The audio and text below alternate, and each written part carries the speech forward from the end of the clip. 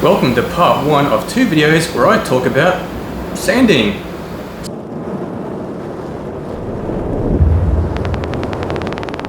So, in the first video, I'll be talking about the sandpaper and the different grits and what they mean and how to actually apply these different grits to get the best result for your project. And then, in the second video, I'm actually going to be talking about operating tips for using the sander. And in both of these videos, I'm going to be using the Ozito Detail Sander, which is basically exactly the same as an orbital sander, except it has a little pointy tip at the end just to make corners a little bit easier. But the principles that I'm talking about in both of these videos pretty much apply to all types of sanders, whether it be an orbital sander or a detail sander. And so being that we're in the first video, which is about sandpaper grits, I'll get right into it. And so what do these different grit numbers actually mean, and for what applications or purposes would you use the certain grits on certain projects? Well, to answer that question, I'll point out what the grit number actually means. The P followed by the number basically reflects how many little lumps or how many bumps there are per square inch. And I know that's frustrating for the rest of the world that uses square centimeters, but that's just what the metric is. And it's still appropriate for being able to say this has got more grit or this has got less grit. So as an example, 60 grit sandpaper would mean that there's 60 sort of large size bumps, whereas on a 220 grit sandpaper, that'll mean that there's 220 smaller size grits, and the paper is designed like this to achieve different outcomes. And so I'll start with the lower numbers and then work my way up in describing what they could be very beneficial for. And so starting at 40 to 60, in this situation, you probably only use this grit number if you're trying to make something smaller, like say, for example, making a door smaller so it'll fit within its door frame, or if you're trying to remove old flaky paint from a surface like say the exterior of a house. And a word of warning with both starting and finishing with a low grit number is that the end result will not be very cosmetically appealing. You'll be able to very clearly see scratches in the end result. And so if it is just on the side of a door, something that pretty much no one ever sees, well then that's fine. And so that pretty much covers the 60. But when would we use the 80? Well, the 80 is pretty much the starting point for pretty much most sanding projects. And you notice how I say starting point and not the overall product. Usually when we're sanding, we are preparing a surface to either be painted or to be given an application of some form of clear coat. And in order to get something ready for paint or a clear coat, it is actually a multi-step process. We have to start at a low grit and actually work your way through the steps of each level of grit.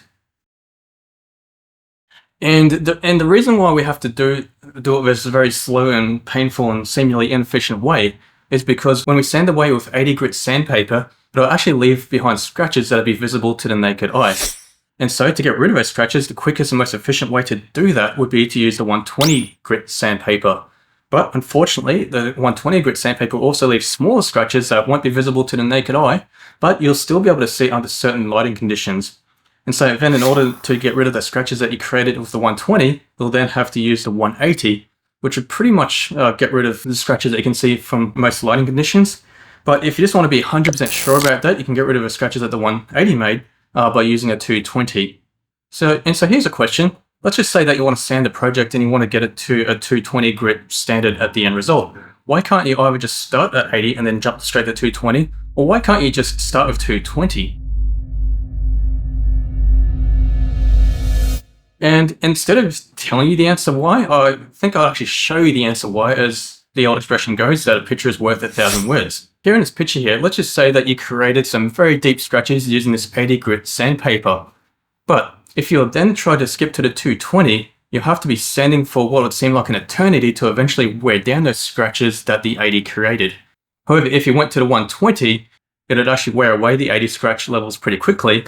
If you were to actually staircase your grits towards your final product as opposed to just going straight for the end result, it'll take less overall time, even though it seems very tedious while you're doing it, to actually get to the final standard of how you want to sand something. And whilst sanding away as well, it can be pretty hard to see what progress you have made and what progress you haven't made. So one tip that I actually personally do is I actually very lightly draw in pencil all over the product that I'm about to be sanding. And the reason being for this is that it very clearly shows you what you have sanded and what you haven't. And here's something else that's pretty important to take note of as well. And I know this kind of seems like I'm repeating myself a little bit, but this is a bit of an extra consideration that sounds similar, but is actually a little bit different. As you're going up the level of grits, you want to make sure that for whatever scratches you've created with a certain level of grit, you make sure you take care of with the grit after it. So as for an example, if you were to sort of inadvertently created some orbital scratches at a grit 80, you want to make sure you're taking care of those scratches on the 120, because if you try to get rid of it when you're at the 150, you're going to have a much harder time. And so it's always good that before you sort of go to the next level, that you just quickly inspect it to make sure that you haven't left any scratches from the sandpaper itself from 2 levels below it. Now, if you stuff this up, it's not the end of the world. It just means that you're going to have to spend a lot more time on the grit that you've ended up with, as opposed to being able to do it with the grit before. And so with all of that being said now, what level of grit do you need to sand to in order to get to your final product? Well, if you're sanding something, say like drywall or wood, and you're going to be painting it with some kind of color that's very funky and fashionable right now, well, you pretty much only need to sand it to about 80 to 120. You basically only need to be able to get rid of bumps that you can actually feel with your hand, because any other imperfections or any other micro scratches will pretty much be covered up by the paint. However, if you're doing a clear coat, you'll have to go to a much higher grit. And I'm talking about something within the leagues of, say, 180 to 220. And at an extreme level, if you're trying to do something like restore a car headlight, and by the way, I don't think people should ever be DIYing that. That should be something that should only be done by professionals.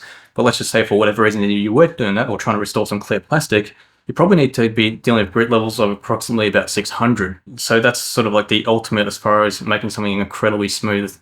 And so that's pretty much everything that I have to say about sandpaper and the grits. And now please see part 2 of my series about sanding, where I move on from the grits of sandpaper and give you some operating tips for when you're actually using the sander.